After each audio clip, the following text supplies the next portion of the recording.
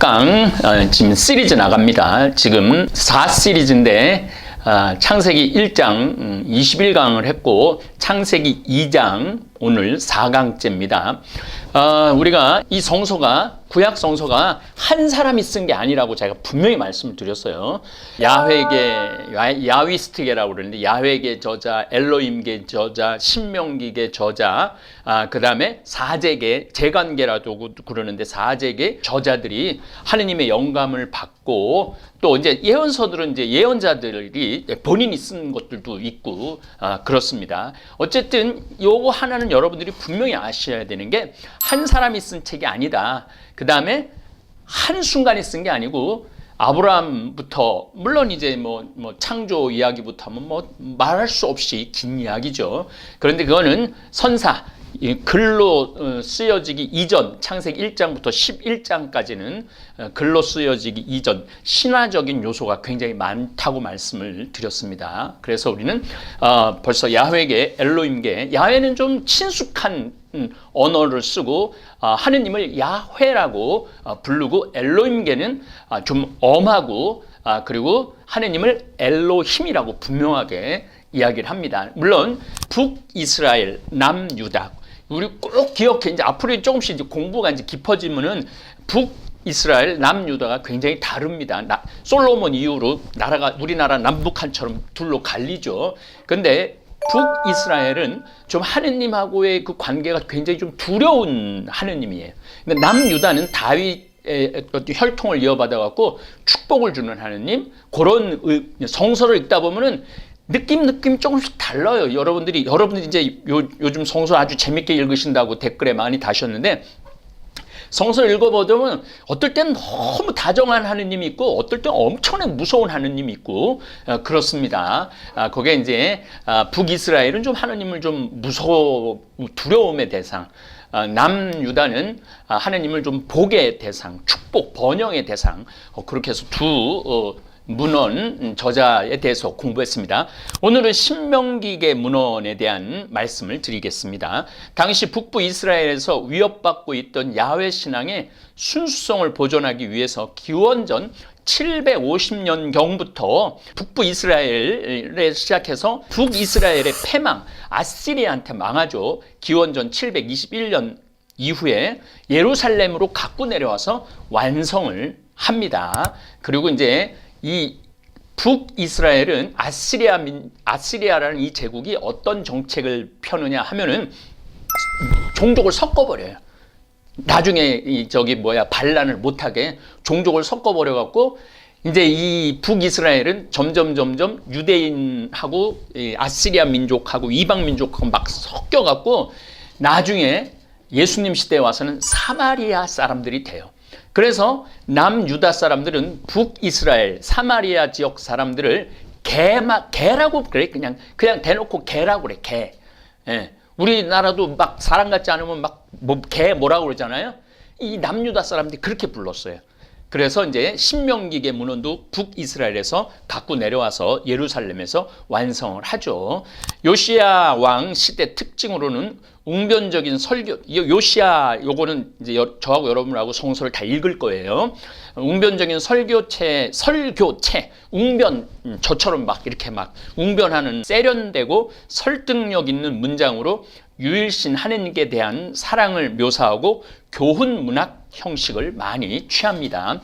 전례, 성소, 거룩한 장소, 성전, 거룩한 성전, 중앙 집중화를 강조하면서 종교 혼합주의, 특별히 별 숭배를 반대합니다.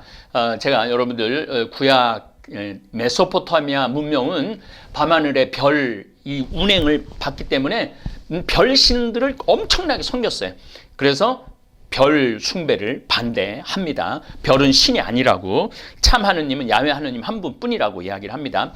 계약 조문의 형식을 많이 따르며 선민사상, 땅과의 관계, 계약의 의무 사관을 제시합니다. 자, 여기서 잠깐 신명기 문헌을 설명하지 않고 계약에 대한 이야기를 하도록 하겠습니다. 구약 성서에서 가장 많이 듣는 이야기 중에 하나가 계약입니다. 그리고 번성, 복, 그리고 우리가 이 계약의 의미를 좀 알아야 돼요. 쌍방 간의 일정한 권리와 의무를 서로 주고받기로 약속하는 법적 행위를 계약이라고 그러죠. 그런데 구약 성서 안에서 계약은 약속에 하느님과 약속, 또 하느님의 의무도 있고 우리의 의무도 있어요. 하느님은 아브라함 밤하늘의 별처럼 바다의 모래알처럼 많이 번성하게 해주겠다라는 하느님의 의무라는 거죠. 그런 의미가 중심을 이룹니다. 계약을 맺다라는 히브리 말은 들어보면은 계약을 자르다의 의미가 있습니다. 계약을 자르다. 그럼 계약을 자른다는 게 좀 여러분들 이상하게 들리죠? 계약을 자르다. 이 표현은 고대 근동 지방에 널리 알려져 있던 계약 체결 양식에서 비롯된 것입니다. 그래서 계약을 충실히 지키겠다는 표시로 여러분에게 아주 중요합니다. 이 최승정 신부님도 아주 강조한 내용이에요. 지키겠다는 표시로 짐승의 몸을 둘로 잘라놔. 그리고 계약 당사자들이 잘라놓은 짐승 사이로 지나가요. 그래서 계약을 어길 경우 이 짐승을 반으로 자르듯이 네가 나하고 계약을 어기면은 반으로 자르겠다 이거예요. 죽이겠다는 거예요. 창세기 15장에도 그 얘기가 나옵니다. 제가 이제 여러분들 읽어드릴 텐데. 그러니까 구약에서 하느님 계속 계약 얘기를 해요. 근데 계약을 지키지 않으면 죽음이 따라와. 멸망이 따라와. 그래서 구약 성서 안에서는 이 계약이라는 단어를 엄청나게 많이 듣는데 이런 의미가 있다라는 거 여러분들 아시면 아주 성서를 읽기가 아주 수월하죠. 구약 성서 안에서 이제 계약은 여러 계약이 있는데 사람들 간의 약속이 있어요. 사람들 간에 맺어지는 계약에는 단순한 우정이나 우호 관계를 약속하는 것 또는 서로의 권리를 인정하고 의무를 지우는 거예요. 다윗과 요나단 이 계약은 사무엘 상권 18장 1절부터 4절까지 우정을 간직한다는 얘기예요. 다윗과 요나단이 계약을 맺다. 그러니까 구약 성서는 계약을 맺는다는 얘기가 굉장히 많이 나와요.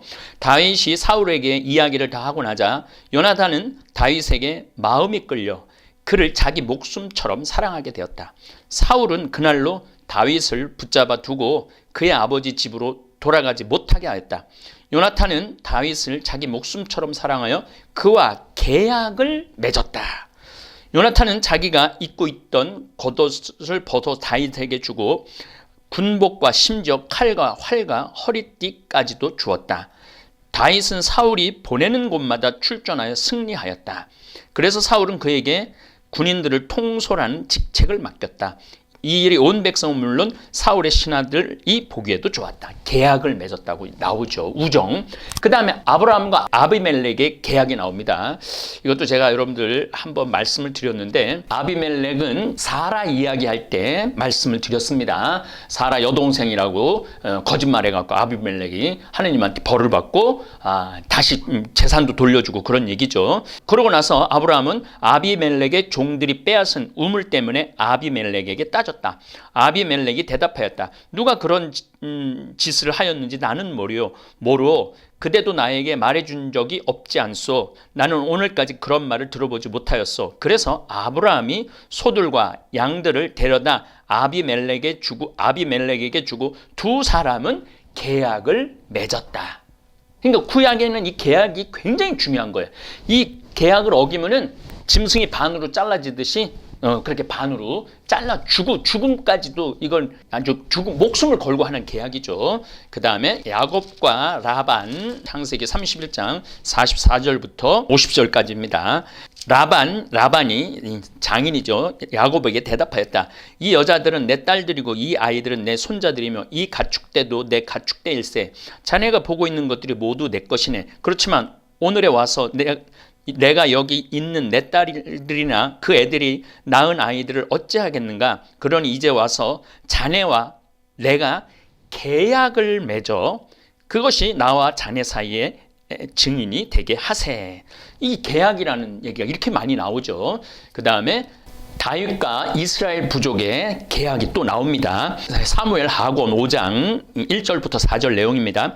그리하여 이스라엘의 원로들이 모두 헤브론으로 임금을 찾아가자 다윗 임금은 헤브론에서 주님 앞으로 나아가 그들과 계약을 맺었다. 이 계약이라는 건 목숨을 거는 거라고 말씀을 드렸어요. 그 다음에 유다의 왕 치드키야와 바빌론 왕과 봉신 조약. 이건 에제키엘 예언서입니다. 에제키엘 17장 13절. 바빌론 임금이 예루살렘에 와서 임금과 고관들을 잡아 바빌론으로 데려갔다. 그는 또 왕실 후손 가운데 한 사람을 골라 그와 계약을 맺고 맹세를 시킨 다음 이 땅의 유력자들을 찾아갔다. 계약을 맺는다는 건 목숨을 건다고 제가 말씀을 드렸죠. 이렇게 구약 성서 안에 계약이 굉장히 많이 나옵니다. 구약 성서 안에서 이제 하느님과의, 인간과의 계약이고 하느님과의 계약이 또 있어요. 하느님의 일방적인 약속이 나와요. 이게 아주 처음 노아와 계약이 나와요. 창세기 9장 8절에서 17절. 하느님은 다시는 홍수로 세상을 멸하지 않겠다고 맹세하시면서 그 증거로 무지개를 보여주십니다. 9장 1절에 보면 노아와 계약을 맺으시다. 이게 처음 나오는 계약 얘기입니다. 16절을 보면 9장 16절을 보면 무지개가 구름 사이로 드러나면 나는 그것을 보고 하느님과 땅 위에 사는 온갖 몸을 지닌 모든 생물 사이에 세워진 영원한 계약을 기억하겠다. 하나님이 일방적으로 이제 더 이상 이제 인간을 홍수로 심판하지 않겠다는 말씀입니다. 창세기 15장 이게 아주 중요한 내용이죠. 하나님께서 아브라함과 계약을 맺으시다. 7절에 보면 주님께서 그에게 말씀하셨다. 나는 주님이다. 이 땅을 너에게 주어 차지하게 하려고 너를 칼데아의 우르에서 이끌어낸 이다. 이 칼데아 우르, 여러분들 수메르 문명, 페르시아, 유프라테스강, 티그리스강 맨 끝에서 내가 너를 끌어냈다 이거죠. 아브라함이 주 하느님 제가 그것을 차지하리라는 것을 무엇으로 알 수 있겠습니까? 하고 묻자 주님께서 그에게 말씀하셨다. 이거 아주 중요한 내용이 나옵니다. 3년 된 암송아지 한 마리와 3년 된 암연소 한 마리와 3년 된 숫양 한 마리 그리고 산비둘기 한 마리와 어린 집비둘기 한 마리를 나에게 가져오너라. 그는 이 모든 것을 주님께 가져와서 반으로 잘린 반쪽들을 마주보게 차려 놓았다. 그러나 날짐승들은 자르지 않았다. 이게 그러니까 짐승의 몸을 반으로 가른다라는 얘기가 나오죠. 이렇게 이제 계약을 이렇게 맺는 거죠.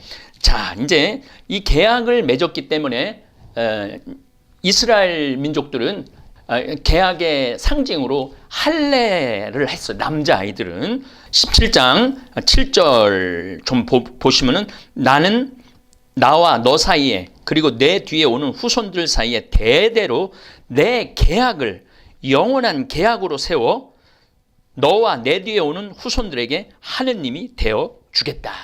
이 계약이라는 구약 성서 안에 이런 계약이라는 아주 중요한 의미가 나오는 것입니다. 그리고 아브라함의 믿음이 하느님과 계약을 맺는데 결정적인 작용을 해줘. 하느님을 온전히 믿죠. 아브라함은 하느님은 당신의 약속을 반드시 지키겠다는 증거로 반으로 잘라놓은 짐승 사이를 지나가시죠. 그러니까 하느님도 어떻게 보면 목숨을 거는 거죠. 뭐 말 같지도 않은 얘기겠지만은 이 계약의 증거로 아브라함과 그 후손 중 남자의 경우 할례를 받아야 했습니다. 다윗과의 계약을 하느님이 참 많이 말씀하시죠. 사무엘하건 7장 5절에서 16절. 그러므로 이제 너는 나의 종 다윗에게 말하여라. 만군의 주님이 이렇게 말한다. 나는 양떼를 따라다니던 너를 목장에 데려다가 내 백성 이스라엘 영도자로 세웠다. 또한 내가 어디를 가든지 너와 함께 있으면서 모든 원수를 내 앞에서 물리쳤다. 나는 너의 이름을 세상 위인들의 이름처럼 위대하게 만들어 주었다. 나는 내 백성 이스라엘을 위하여 한 곳을 정하고 그곳에 그들을 심어 그들이 제자리에 살게 하겠다. 계속 하나님께서 약속을 하시는 거죠. 그러면 이스라엘은 더 이상 불안해하지 않아도 되고 다시는 전처럼 불의한 자들이 그들을 괴롭히지 않을 것이다. 내 몸에서 나와 내 뒤를 이을 후손을 내가 일으켜 세우고 그의 나라를 튼튼하게 하겠다. 그는 나의 이름을 위하여 집을 짓고 나는 그 나라의 왕자를 영원히 튼튼히 할 것이다. 나는 그의 아버지가 되고 그는 나의 아들이 될 것이다. 너의 집안과 나라가 내 앞에서 영원히 굳건해지고 내 왕자가 영원히 튼튼하게 될 것이다. 이렇게 하느님이 약속을 하시죠.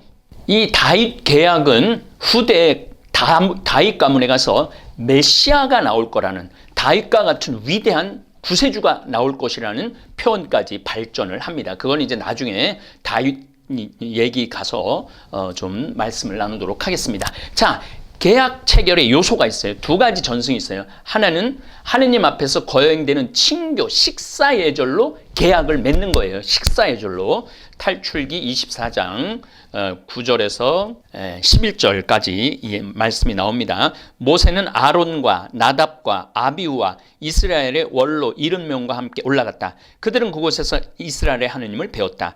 그분의 발 밑에는 청옥으로 된 바닥 같은 것이 있었는데 맑기가 꼭 하늘 같았다. 주님께서는 이스라엘 자손들의 수령들에게 손을 대지 않으셨으므로 그들은 하느님을 뵙고서 먹고 마셨다. 이 먹고 마시는 게 계약의 일부분입니다.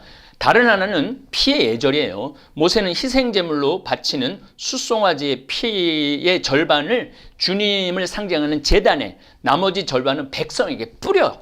자, 이제 피 얘기를 좀 할게요. 구약 시대의 제단은 항상 피가 철철, 빨간 피가 철철 흘러 넘쳤어. 그 제사를 바칠 때마다 짐승을 갈라갖고 이 피로서, 죽음으로써, 생명으로서 약속을 하고 속죄 제물을 바치고 그러는 거예요. 그래서 탈출기 24장 3절에서 8절을 보면은 모세가 백성에게 와서 주님의 모든 말씀과 모든 법규를 일러주었다. 그러자 온 백성이 한 목소리로 주님께서 하신 모든 말씀을 실행하겠습니다 하고 대답하였다. 모세는 주님의 모든 말씀을 기록하였다.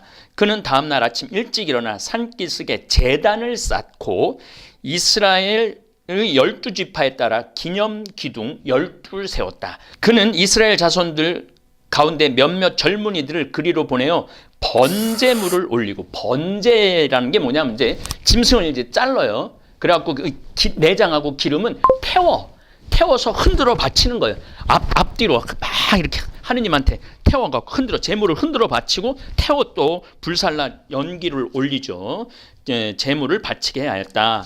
모세는 그 피의 절반을 가져다 여러 대접에 담아놓고 나머지 절반은 제단에 뿌렸다. 제단에 뿌리는 거예요. 그러니까 우리는 지금 제단이 이렇게 아주 얼마나 제대가 멋있어요. 근데 사실은 이 피 뿌리는 이 제단의 의미가 예수님의 십자가상의 피의 희생 제사로 발전합니다. 그래서 우리가 요 피를 뿌린다라는 거 아주 중요한 의미를 지금 우리는 공부하고 있는 겁니다. 그러고 나서 계약의 책을 들고 그것을 읽어 백성들에게 들려주었다.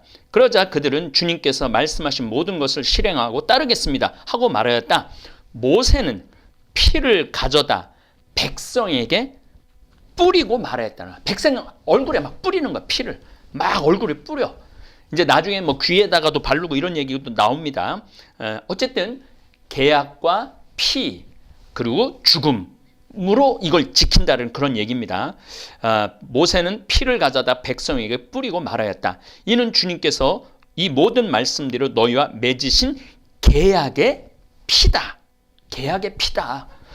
모세는 이제 제가 조금 전에 읽은 겁니다. 모세는 아론과 나답과 아비후와 이스라엘의 원로 70명과 함께 올라갔다. 그들은 그곳에서 이스라엘의 하느님을 배웠다. 그분의 발밑에는 청옥으로 된 바닥 같은 것이 있었는데 맑기가 꼭 하늘 같았다. 주님께서는 이스라엘 자손들의 수령들에게 손을 대지 않으셨으므로 그들은 하느님을 뵙고서 먹고 마셨다. 이거는 엘로힘계가 절대 아니죠. 이건 야훼계의 문헌으로 봐야 됩니다. 하느님을 보고도 안 죽어. 하느님을 보면 죽어야 되는데 그런 표현들이 조금씩 이상한 표현들이 나오는 건데 그런 게 다 이런 근거 때문에 그렇습니다. 이 피를 뿌림으로써 이스라엘은 주님의 백성이 되고 주님은 이스라엘의 하느님이 되는 거예요. 이것이 계약의 중심 내용입니다. 그래서 이스라엘 민족은 이제 하느님 외에는 신을 모시면 안 돼. 아세라라든지 우상을 모시면 안 돼. 그런데 이 계속 계약을 어기죠. 피를 뿌리는데도 계속 계약을 어겨요. 이스라엘은 하느님이 명령한 모든 계명과 규정을 잘 지켜야 되는데 그걸 지키지 못해. 그래서 끊임없이 예언자들이 나와서 돌아가야 된다. 하느님께로 돌아가야 된다. 우상신을 버려야 된다. 이런 얘기가 이제 구약 성서 전체 쫙 펼쳐지는 거예요. 그래서 여러분들 이제 오늘 계약의 의미를 알았죠. 자, 구약 성서 안에서 계약은 제가 처음 말씀드렸듯이 계약을 맺다라는 말 대신 계약을 자르다라는 의미가 있는 거예요. 자르는 거야, 계약을. 그래서 만약에 어기면은, 계약을 어기면 죽음이 있다 이거지. 죽음으로 우리가 계약을 맺자라는 얘기죠. 근데 하느님하고 이스라엘 백성하고 이렇게 계약을 맺는 것입니다. 제가 신명기계 설명을 하다가 계약 얘기를 안 하면은 여러분들이 계속 목구멍에 가시가 걸린 것처럼 계약 얘기가 계속 나오고 피 뿌리는 얘기가 나오는데 도대체 이게 어떤 의미인지 이제 나중에 이제 살라 바치는 거 번제단이 있어요. 번이라는 게 뭐냐면 탈번이라는 탈번 재물이 태웠다. 그래서 번제단이라는 것은 송아지를 태우는 거예요. 태워. 불에다가 번제단을 만들어 놓고 태우는 거. 그러니까 여러분들 번뇌한다고 그러잖아요. 뇌가 타는 거야. 내가 무슨 문제를 번뇌하잖아. 뇌가 탈 정도로 고뇌하는 거야. 그러니까 이거하고 똑같이 번뇌, 번제 다 태워서 하느님한테 바치는 게 바로 희생 제사, 속죄 제사. 이제 앞으로 이제 그런 내용을 나갈 겁니다. 그래서 이 계약의 의미를 좀 알아야지 계약을 자르다.